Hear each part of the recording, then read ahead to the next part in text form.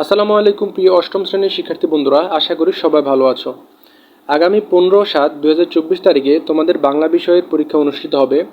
তো বাংলা বিষয়টি থেকে তোমাদের সিলেবাসে যে অংশগুলো রয়েছে সেখান থেকে গুরুত্বপূর্ণ কিছু প্রশ্ন নিয়ে আজকে আলোচনা করব। তো অর্ধবার্ষিক পরীক্ষায় তোমাদের কোন কোন প্রশ্ন পরীক্ষা আসতে পারে সেগুলোর আজকে দিক নির্দেশনা দিব। তো চলে আসে আমাদের মূল আলোচনায়। অষ্টম শ্রেণীর অর্ধবার্ষিক পরীক্ষার নমুনা প্রশ্ন, বিষয় বাংলা, পৃষ্ঠা 1 থেকে 102। প্রথমেই প্রথম অধ্যায় দিয়ে শুরু করব। তো পরীক্ষা একক কাজ থেকে যেসব প্রশ্ন আসতে পারে সেগুলোর মধ্যে এক, মনে করো তুমি এমন এলাকায় দাওয়াত পেয়েছো যেখানে তুমি এর আগে কখনো যাওনি। এখন তুমি কার সাথে কিভাবে যোগাযোগ করবে তার একটি নমুনা তৈরি করো। এরপর 2, তোমার একজন বন্ধু বেশ কিছুদিন ধরে ক্লাসে আসছে না, তুমি তার সাথে কিভাবে যোগাযোগ করবে তার একটি নমুনা তৈরি করো। এরপর 3, স্কুল ক্যাম্পাসে একটি ছাত্রাবাস অথবা ক্যান্টিন বা টিউবওয়েল স্থাপনের অনুরোধ জানিয়ে প্রধান শিক্ষকের কাছে একটি পত্র লিখো। তার মানে এখানে তোমাদের একটি আবেদনপত্র লিখতে হবে। তোমাদের বইতে যে আবেদনপত্রটি রয়েছে সে অনুযায়ী একটি আবেদনপত্র লিখতে হবে। 4 নম্বর, অপারেশন কদমতলী গল্পের বিষয়বস্তু সম্পর্কে সংক্ষেপে লিখো।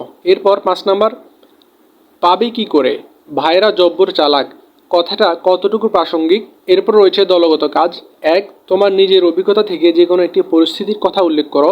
উক্ত পরিস্থিতিতে তুমি কিভাবে তোমার উদ্দেশ্য ও চিন্তা অনুভূতির প্রকাশ করেছিলে সেটি লিখো এবং সেই পরিস্থিতিতে আর কিভাবে প্রকাশ করলে এই উদ্দেশ্য ও চিন্তা অনুভূতির প্রকাশ আরও ভালোভাবে হতে পারত বলে তুমি মনে করো তা সহপাঠীদের সাথে আলোচনা করো এবং তাদের মতামত নাও। তো প্রথম অধ্যায় থেকে আমি তোমাদের জন্য এই প্রশ্নগুলো একক কাজ ও দলগত কাজের জন্য সিলেক্ট করেছি।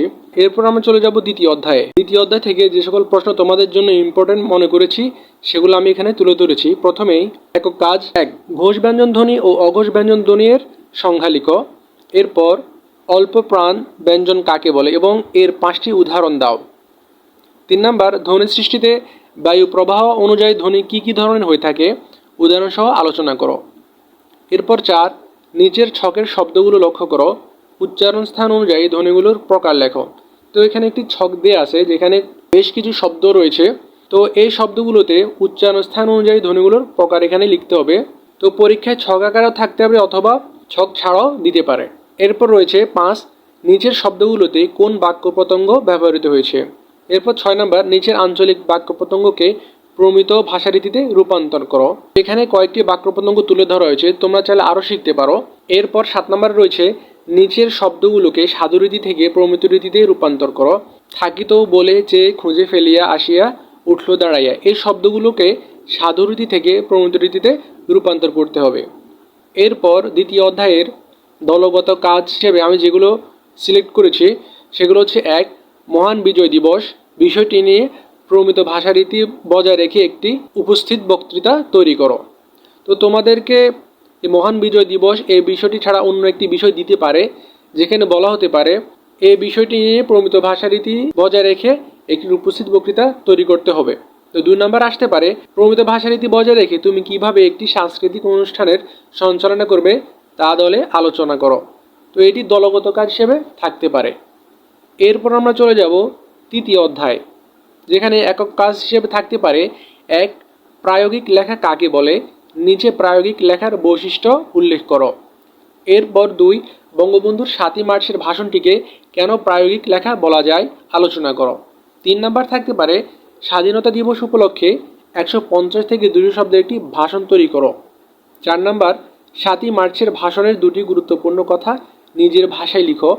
5 নম্বর, বিবরণমূলক লেখা কাকে বলে, নিচে বিবরণমূলক লেখার উদ্দেশ্য আলোচনা করো। এরপর 6 নম্বর হিসেবে থাকতে পারে, লেখক খায়াত মাহমুদের রবীন্দ্রনাথ শিরোনামের রচনাটিকে কেন বিবরণমূলক লেখা বলা যায়। 7 নম্বর, বিশ্লেষণমূলক লেখা কাকে বলে, বিশ্লেষণমূলক লেখার উদ্দেশ্য আলোচনা করো। 8 নম্বর হিসেবে থাকতে পারে, শব্দ থেকে কবিতা শিরোনামের রচনাটিকে কেন একটি বিশ্লেষণমূলক লেখা বলা যায়। 9 নম্বর হিসেবে থাকতে পারে, কল্পনা নির্ভর লেখা কাকে বলে, কোকিল শিরোনামের রচনাটিকে কেন একটি কল্পনা নির্ভর লেখা বলা যায়।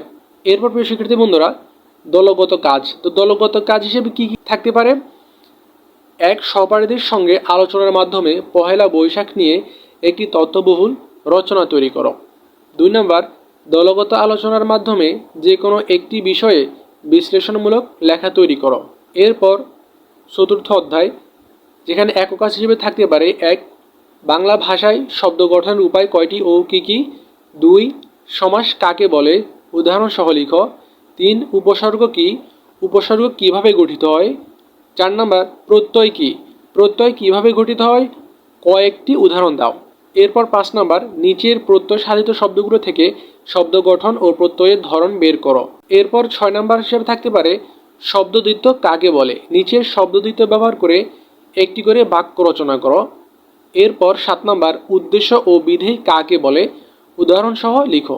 এরপর দলগত কাজ, যেখানে 1 নাম্বার হিসেবে থাকতে পারে নিচের শব্দগুলো বাংলা অভিধানের বর্ণক্রম অনুযায়ী সাজাও।